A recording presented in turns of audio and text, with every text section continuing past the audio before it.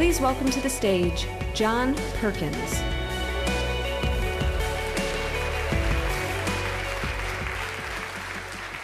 Thank you.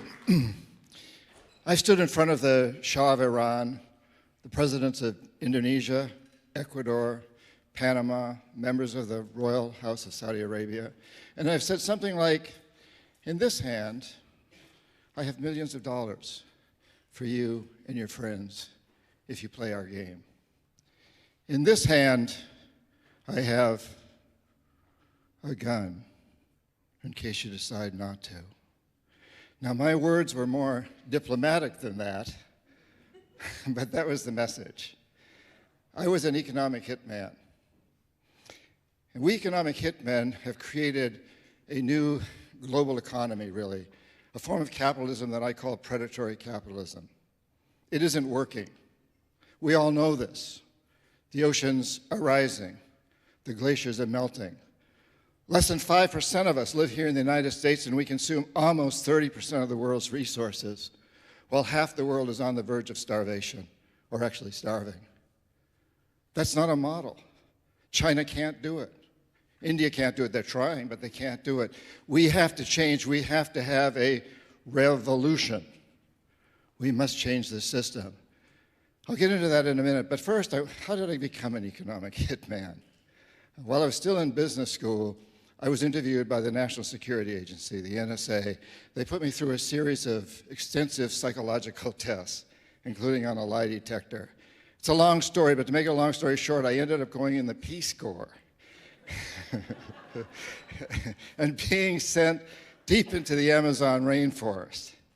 Now, I'd grown up the son of a teacher in a boys' prep school for very wealthy boys in rural New Hampshire.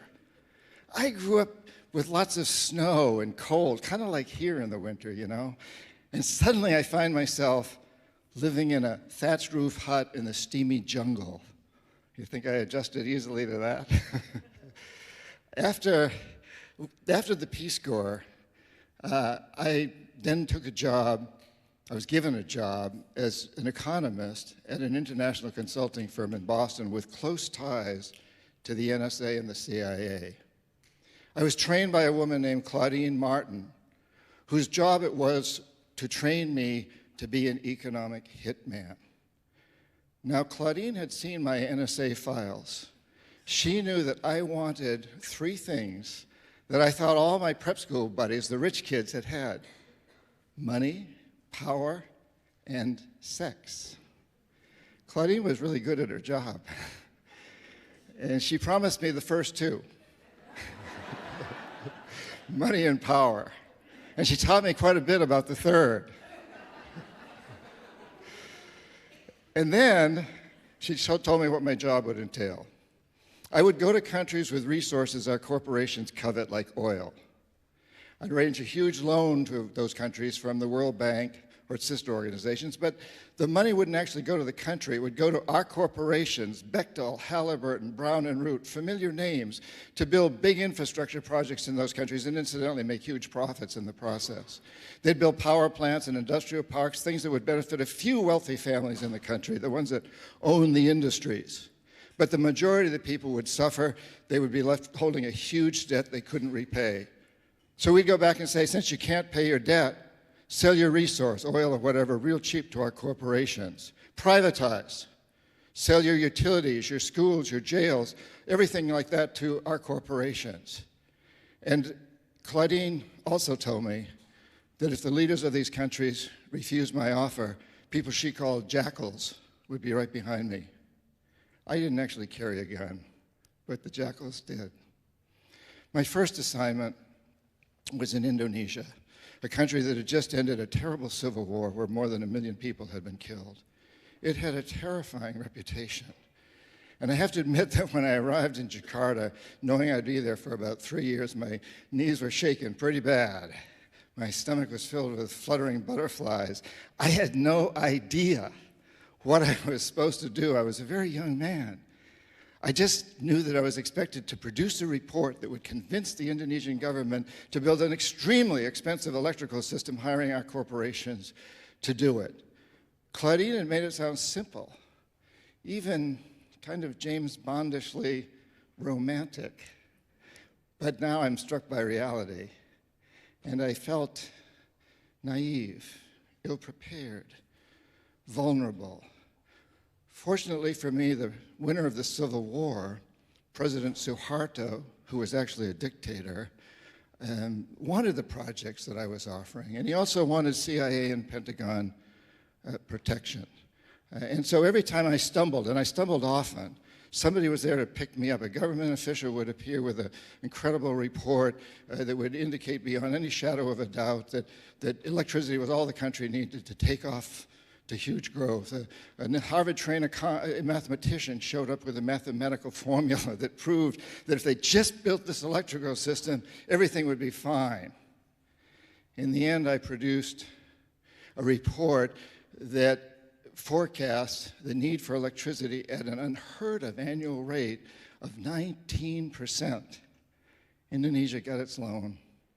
Our corporations made lots of money, and I was promoted from economist to chief economist. It was quite a lesson.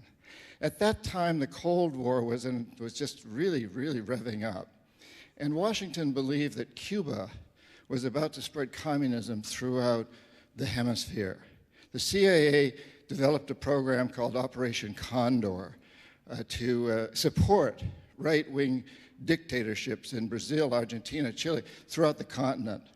Jaime Roldos, president of Ecuador, democratically elected, and Omar Torrijos, head of state of Panama, strongly opposed Operation Condor.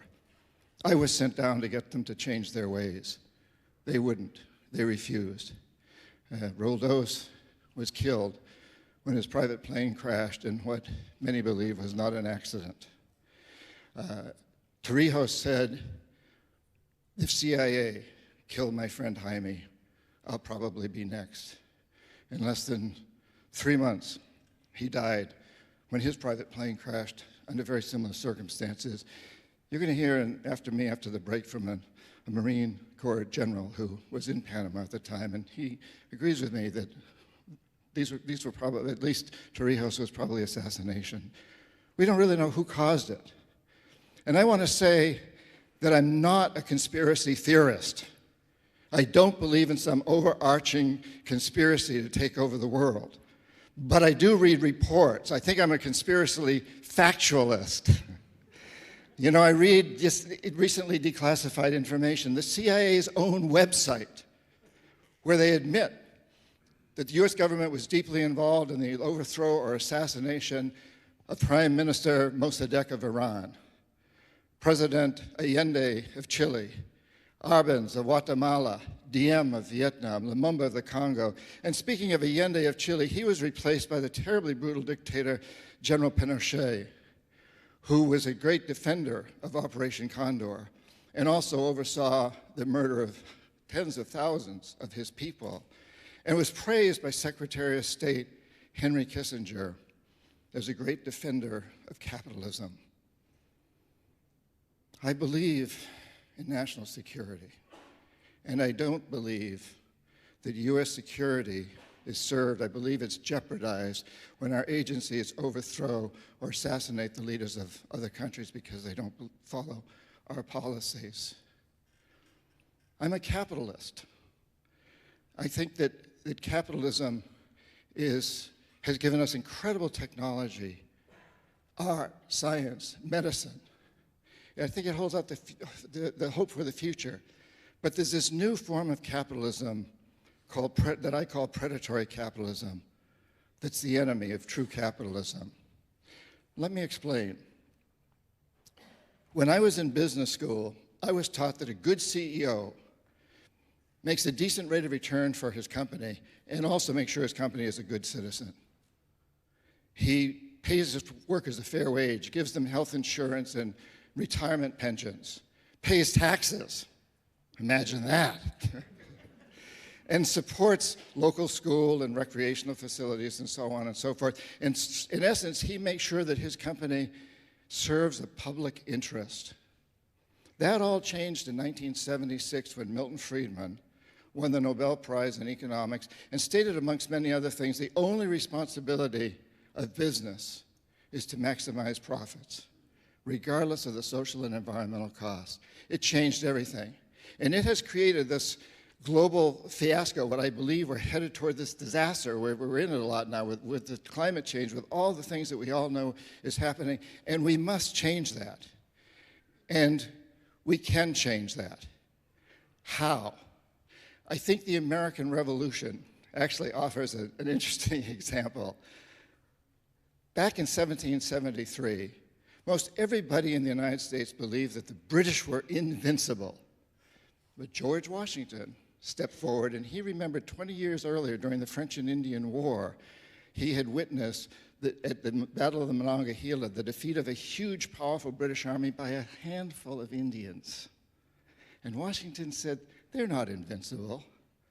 All we got to do is hide behind trees. Change the rules.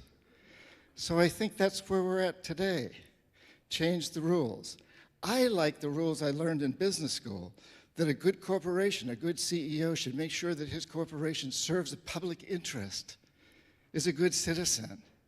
I like the idea that you and I should invest in corporations that instead of essentially destroying the resources upon which our economy is based, instead of doing that, they clean up pollution, regenerate destroyed environments, develop new technologies for more efficient energy, transportation, communications, and just about everything else. In essence, let's get our corporations to create an economic system that is itself a renewable resource.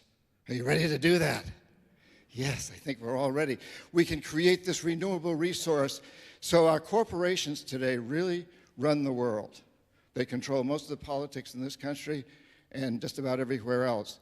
But it's important to remember that they need us.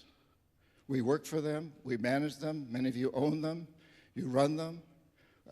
They depend on us to buy their goods and services, to invest in them, to work for them, to support them through our tax dollars. We have the power. You have the power. Earlier, we heard this incredible music about our passion and our power. Let's put our passion to work.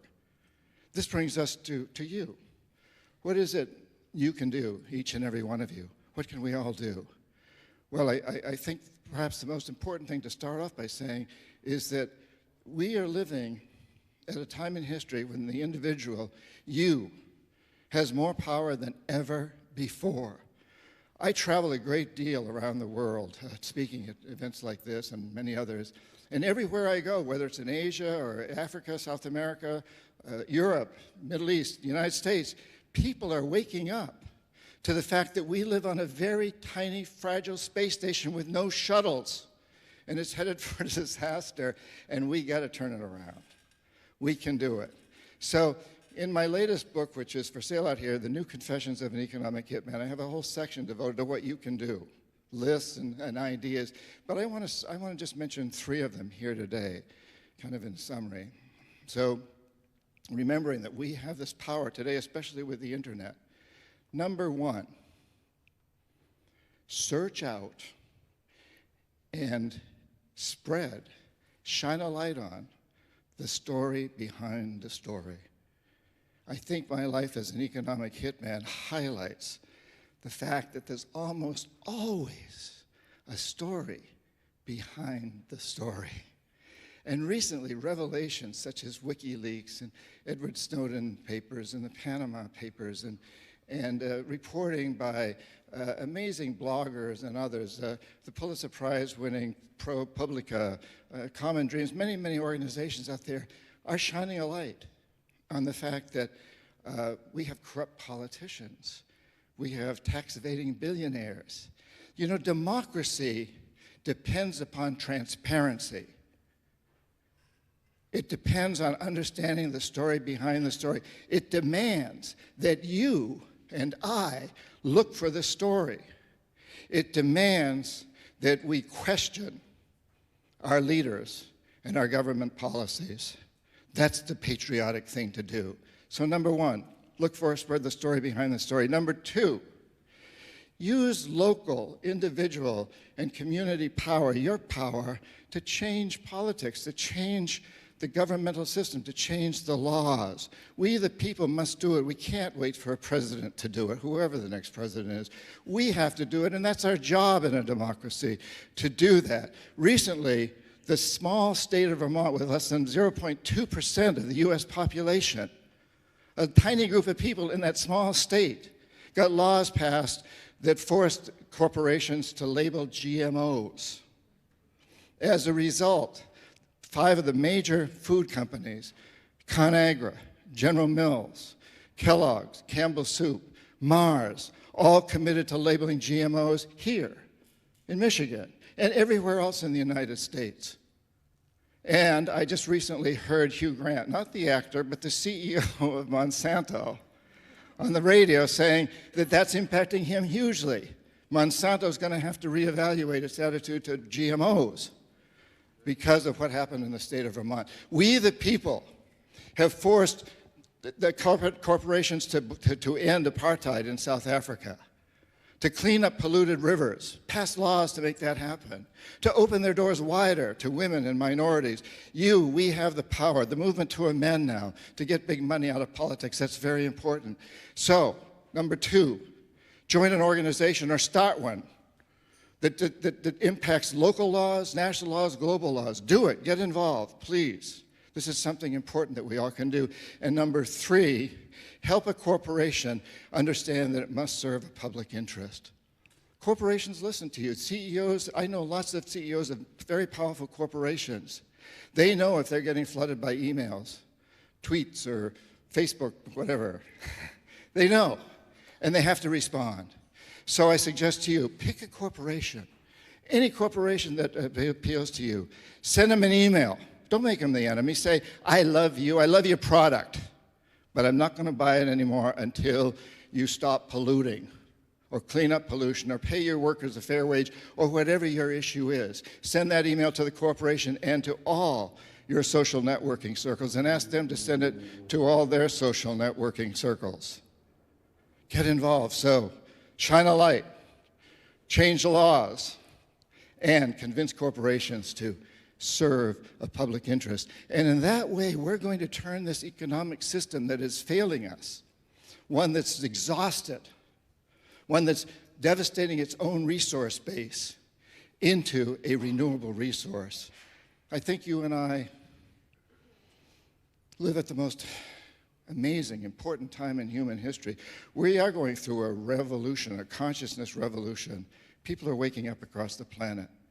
Together, we're going to come together and we're going to create a world that my 8-year-old grandson and every other child of every sentient being on this planet is going to look back at and say, hey, thank God for TEDx in Michigan. Thank God all those people came together and committed to moving forward to creating an economic system that's a renewable resource. Thank you all for being here. I look forward to taking this journey with you. Thank you so very much. Thank you. Thank you.